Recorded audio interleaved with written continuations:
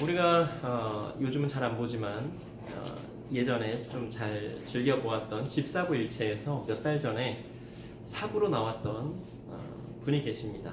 여자분이셨고 뭐 광고 그런 쪽에 일하셨던 분인데 그분이 나오고 나서 말들이 참 많았어요. 그런데 저는 뭐 그분에 대해서는 잘 모르고 그분의 어머니가 참 대단하신 분이라는 생각이 들었습니다. 그분이 인터뷰를 하는데 그분이 지금 한 50대, 뭐 60대 가까이 되셨겠죠, 나이가. 그런데 그 시대의 분이 그 옛날 어렸을 때에 보통의 아이들하고 참 많이 달랐다고 합니다.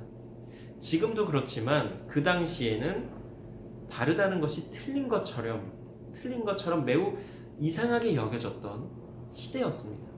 불과 1970년, 80년 이때만 해도 보통 사람들하고 같지 않으면, 보통 사람들이 하는 대로 하지 않으면 이상해, 이랬었거든요.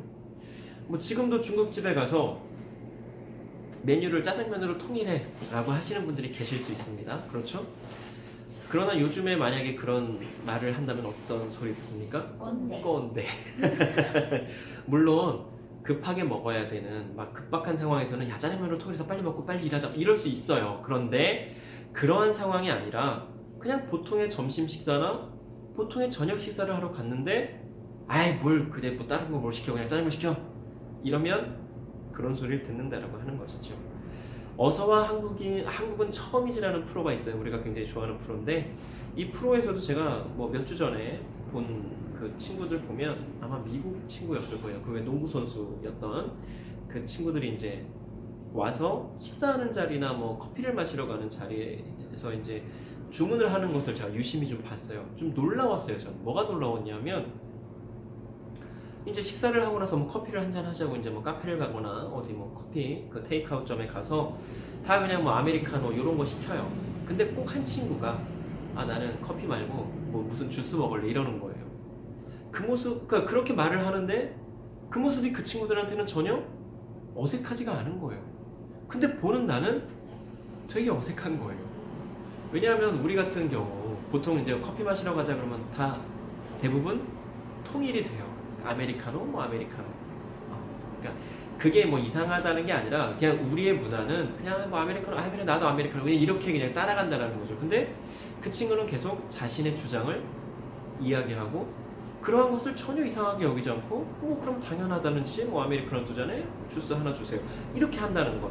또 이제 어느 피자집에 가서 맥주를 시키는데 다 그냥 생맥주를 시켰어요. 근데 이 친구는 메뉴판 보면서 자신이 먹고 싶어하는 맥주를 주문하는 거예요. 그런데 다들 야 뭐 별나게 뭐 너는 다른 거 시키냐, 그냥 생맥주 통일해, 이게 아니라 오케이 뭐 우리는 생맥주 주시고 이 친구는 뭐 주세요. 그게 전혀 이상하지 않게 자연스럽다라는 게 오히려 보는 내가 어색하고 이상할 정도였습니다. 우리 같으면 뭐라 그럴까요? 아이 뭘 자꾸 별나게 다른 거 시켜, 그냥 통일해, 이럴 거란 말이에요. 아니 그러니까 예전에 우리 때문에. 지금은 세상이 많이 바뀌어서 그렇게 말하지를 않죠. 그렇게 강요하지도 않고. 어쨌든 그 집사부 일체에 나왔던 그 사부의 어머니는 당시에 보통 아이들과 달랐던 자신의 딸이 주눅들지 않게 하려고, 얘야 너는 다른 아이들과 다른 거지 틀린 게 아니야. 너는 다른 아이들과 다르게 사고하는 것이지 네가 이상한 게 아니야. 이렇게 이야기하면서 그 아이가 주눅들지 않도록 그렇게 양육을 했다라고 합니다. 그 아이에게 맞게. 저는 그 사부가 자신의 어머니가 자신을 그렇게 양육했다라고 하는 인터뷰를 보는데 얼마나 부러웠는지 몰라요. 저도 혹은 다른 누군가도 그냥 있는 모습 그대로의 나를 인정받고 나에게 맞는 양육을 받았다면 얼마나 좋았을까, 그런 생각을 하면서 말이죠. 우리가 보통 대부분의 사람들과 다르면 이상하다라고 생각을 합니다. 그런데 그게 정말로 이상할까요? 이상한 걸까요? 그렇지 않습니다. 아마도 우리나라만의 독특한 문화 때문에 그렇게 생각하는 것 같은데요. 대부분이 하는 대로 하지 않으면 이상하게 생각되고 별나다고 여겨지는 것. 그런데 우리가 분명히 구별해야 될 게 있습니다. 다름과 틀림, 이것은 완전히 다른 겁니다. 또 독특함과 이상함도 완전히 다른 거죠. 그런데 우리나라는 신기하게도 이 다름을 다름으로 인정하지 않거나 못하는 경우가 굉장히 많다라고 하는 거죠.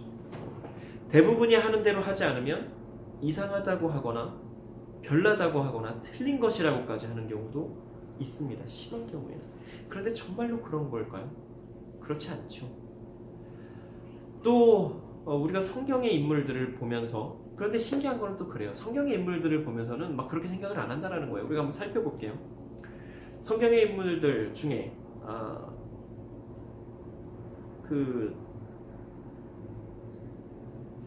많이 다릅니다. 그렇죠? 성경의 인물들이 보통의 경우는 다 좀 특별한 삶을 살게 돼요. 그들의 인생이 다르고 삶이 다르고 그럼에도 불구하고 우리가 성경을 보면서는 이상하다고 생각하거나 별나다고 생각하거나 틀렸다라고 생각하지 않아요. 그냥 이 사람은 이렇게 살았구나. 무엇을 말하고 싶은가 하면, 우리가 성경을 보면서 이 사람은 이렇게 살았구나, 이런 사명을 받았구나 하는 것처럼 우리가 함께 살아가는 모든 세상에서도 사람들의 그 다름을 그 다른 대로 인정하자라고 하는 거죠. 자, 구약의 인물부터 짧게 한번 살펴볼게요. 모세 어떻습니까?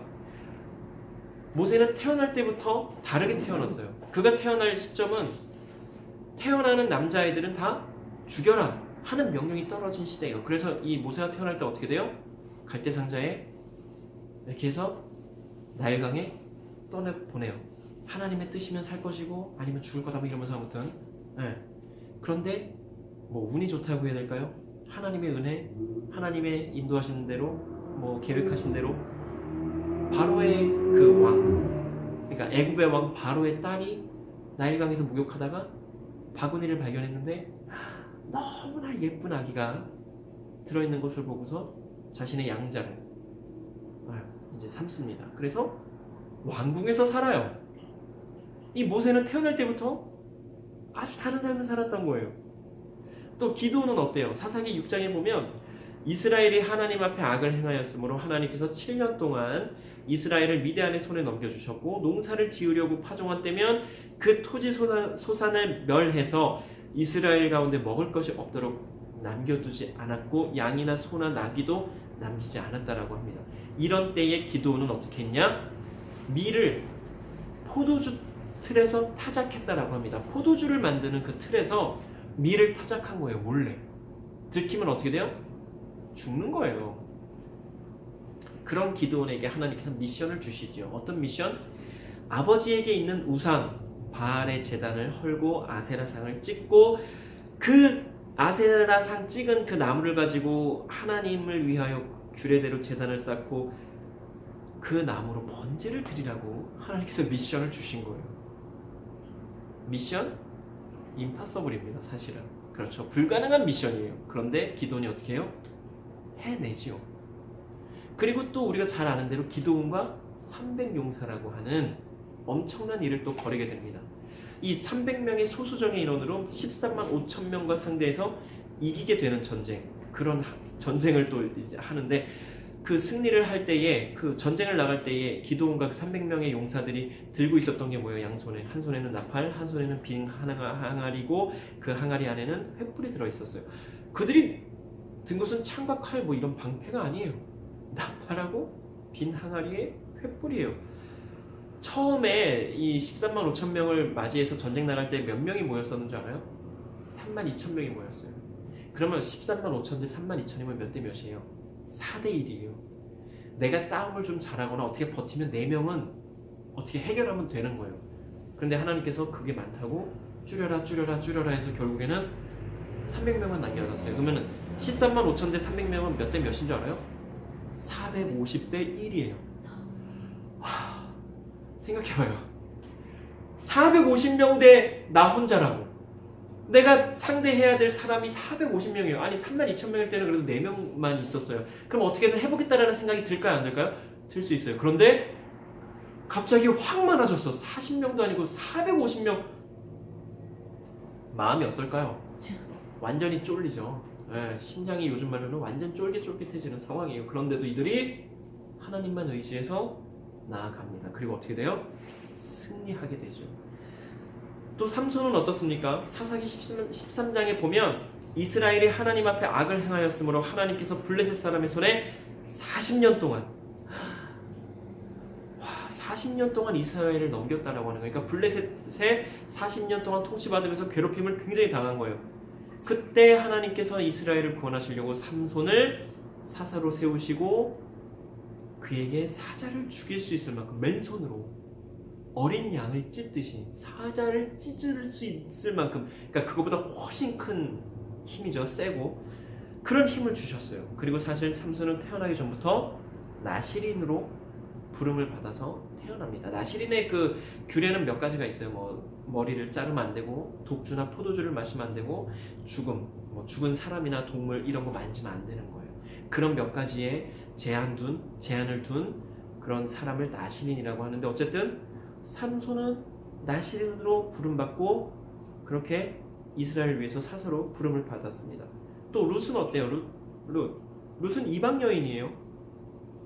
그런데 이방 여인으로서 예수님의 족보, 계보의 이름을 올리게 됩니다. 당시, 지금도 마찬가지지만 이 족보에는 여자의 이름이 올라올 수 있어요? 없어요? 없어요. 더군다나 이방 여인이에요. 그런데 예수님의 계보에 당당히 5명의 여인 중에 1명의 이름으로 룻이 이름이 올라오게 됩니다. 다윗은 어떻습니까? 우리가 너무나 잘 아는 이야기, 다윗과 골리앗이라고 하는 이야기, 그 내용 아시죠? 이 다윗과 골리앗의 그 내용 이야기가 나올 때에 다윗은 10대의 소년이었습니다. 조그마한 친구가 2m가 넘는, 그리고 덩치가 진짜 큰 그 상대편 장수를, 그 맷돌을 가지고 승리한 그런 이야기를 우리가 너무나 잘 알고 있어요. 그리고 사울 왕을 이어서 2번째로 이스라엘의 왕이 된 다윗이라고 우리가 또 알고 있죠. 그리고 하나님께 가장 사랑받은 사람 중에 한 명입니다. 그런데 그가 실수를 해요. 밧세바와의 그 관계에서 어쨌든 솔로몬을 낳게 되는데, 그 밧세바를 취하고 나서의 그게 너무나 악한 모습을 보이게 되죠. 그리고 또 솔로몬은 어때요? 솔로몬은 그 다윗과 밧세바의 사이에서 태어난 아들이에요. 그런데 이스라엘의 3번째 왕이 돼요. 그리고 열왕기상 3장 이하에 보면 솔로몬이 1000번제를 드립니다. 그리고 그날 밤에 하나님께서 꿈에 나타나 주세요. 네가 나에게 무엇을 원하느냐? 그때 솔로몬이 하나님께 뭘 구해요? 제가 이 많은 백성들을 어떻게 판단하고 재판하겠습니까? 저에게 듣는 마음을 주시옵소서. 하나님께서 그 마음이 너무나 기특했나 봐요. 내가 너에게 지혜롭고 총명한 마음을 주고 또 부귀와 영광도 주겠노라고 약속을 하십니다. 그리고 우리가 너무나 잘 아는 재판을 열어요. 2 여인이 비슷한 시기에 아기를 낳는데 한 명은 아이는 죽어요. 그랬더니 이 죽은 엄마가 산 아이를 가지고 자기 아이라고 막 그러면서 재판을 할 때 솔로몬이 뭐라고 판결을 내려요? 칼을 갖고 와라. 반을 잘라서 산 아이를 나눠줘라. 그때 가짜 엄마는 뭐라 그래요? 좋습니다. 그렇게 해주세요. 근데 진짜 엄마는 뭐라 그래요? 안 됩니다. 저 아이 살려주세요. 그러지 마세요. 그냥 저 여인에게 그 아이를 주세요. 그때 솔로몬이 뭐라 그래요? 이 여인이 진짜 엄마다. 정말 멋진 판결을 하죠. 또 사도 바울은 어때요? 사도 바울은 로마 사람이에요. 다 아시는 대로. 그리고 당시에 최고의 율법학자인 가말리엘에게 그 사사를 받았어요. 배움을 받았단 말이에요. 율법에 대해서. 그리고 그의 가문은 굉장한 엘리트 가문이었어요. 그러다 보니까 이 사람이 엘리트 중에 엘리트였단 말이에요. 그런데 바울이 되기 전, 그 예수님을 만나기 전 그 바울의 모습은 어때요? 예수 믿는 사람들을 잡아 죽이는데 앞장섰던 사람이었단 말이죠. 베드로는 어때요? 물고기 잡는 어부였어요. 그런데 그가 예수님의 제자로 뽑힙니다. 물고기 잡는 일 외에는 일자무식이었던 그가 예수님의 수제자가 되어서 결국에는 복음을 전하는 사람이 돼요. 그리고 아주 놀라운 고백을 합니다. 그 중에 예수님과 함께하던 중에 뭐라 그래요? 주는 그리스도시요 살아계신 하나님의 아들이십니다라고 하는 어마어마한 고백을 베드로가 했다라고 하는 거예요. 또 스데반은 어때요? 스데반에 대해서 우리가 너무나 잘 알죠. 사도행전 6장 이하에 보면 7 집사 중에 한 명으로 이제 뽑히게 됩니다. 그리고 그 스데반에게 은혜와 권능이 충만해서 큰 기사와 표적을 민간에 여러 행했고 지혜와 성령으로 말함으로 회당에서 그를 당할 자가 없었다라고 말씀에 나옵니다. 회당이라고 하면, 유대인의 회당이라고 하면 어떤 곳이에요?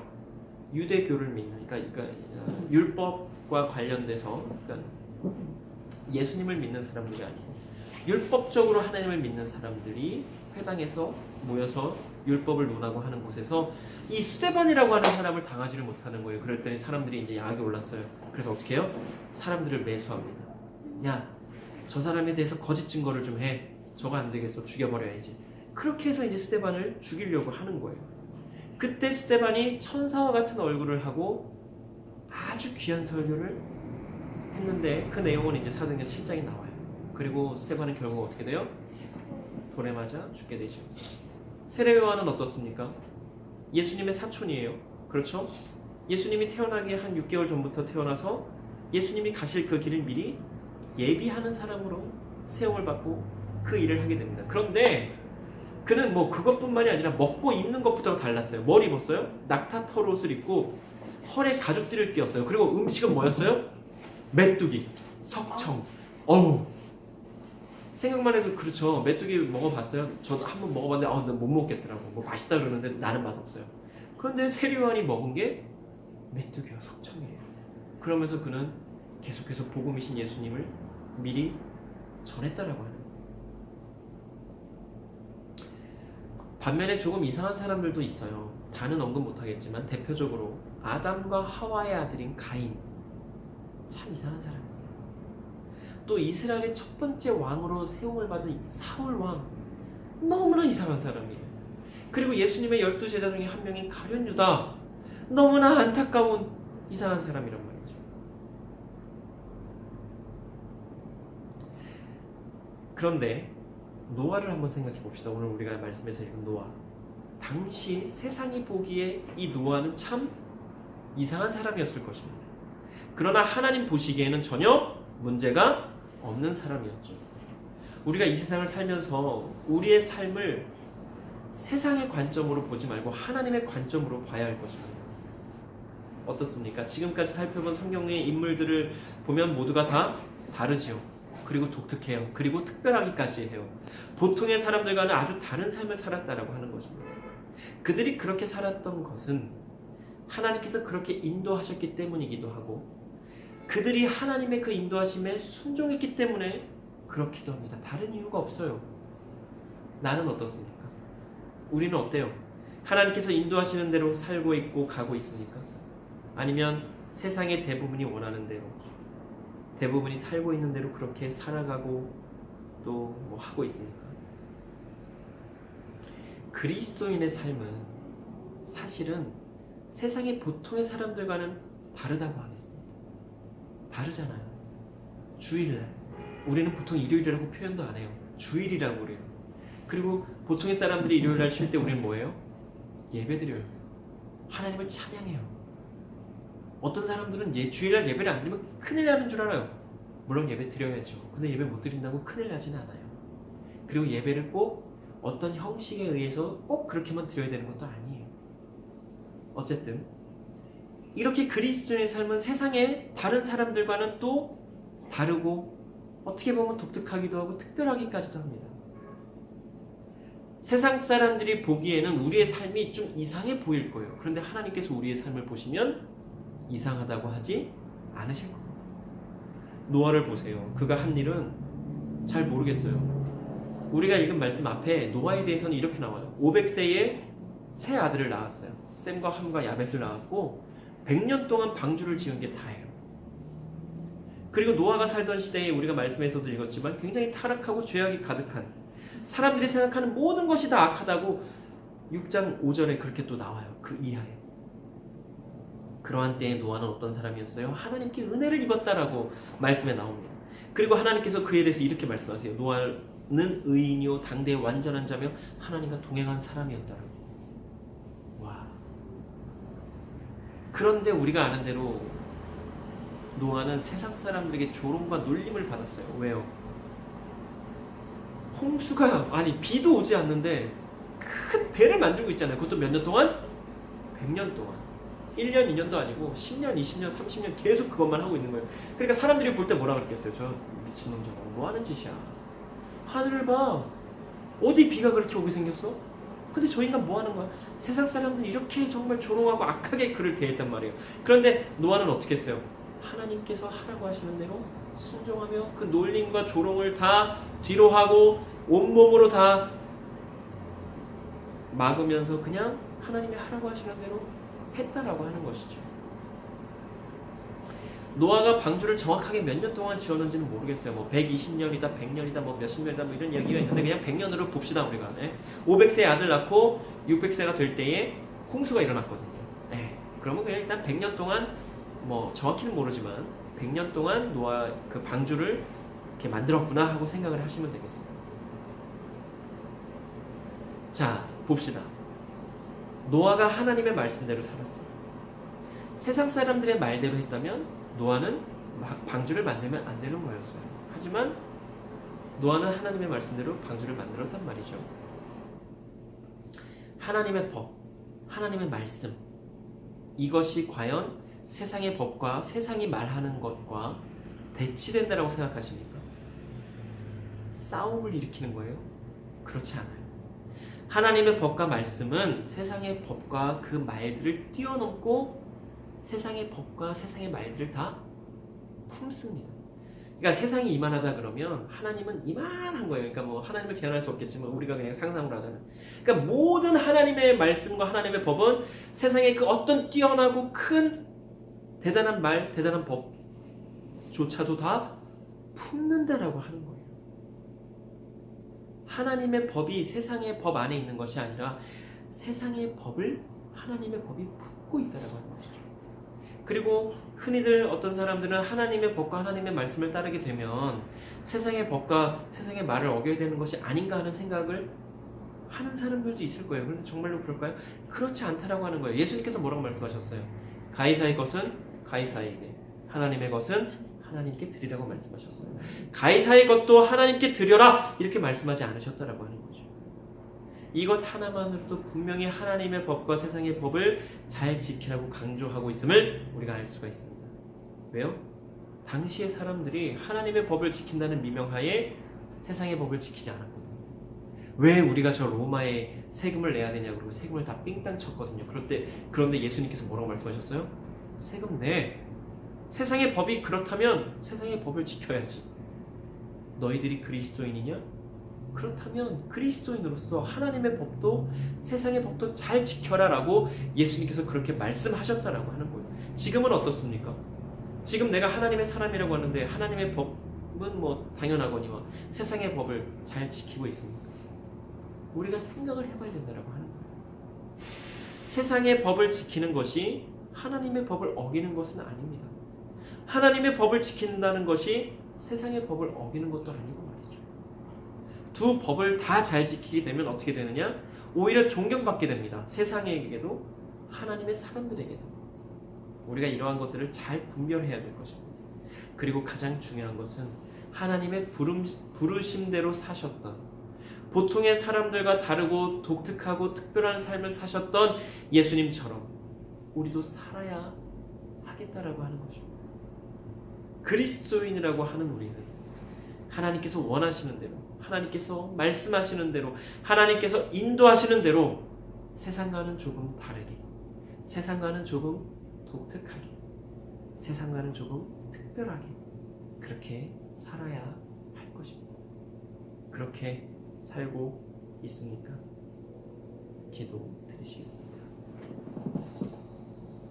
사랑과 은혜의 하나님, 참으로 감사합니다. 오늘 귀한 말씀을 통해서 세상이 어떠할지라도 우리가 하나님의 사람으로서 어떻게 살아가야 하는지 또한 다시금 생각하고 깨닫게 하여 주시니 참으로 감사를 드립니다. 하나님, 말씀을 읽어보면 부르심 받은 사람들 저마다 다르게 살아왔음을 우리가 알 수 있습니다.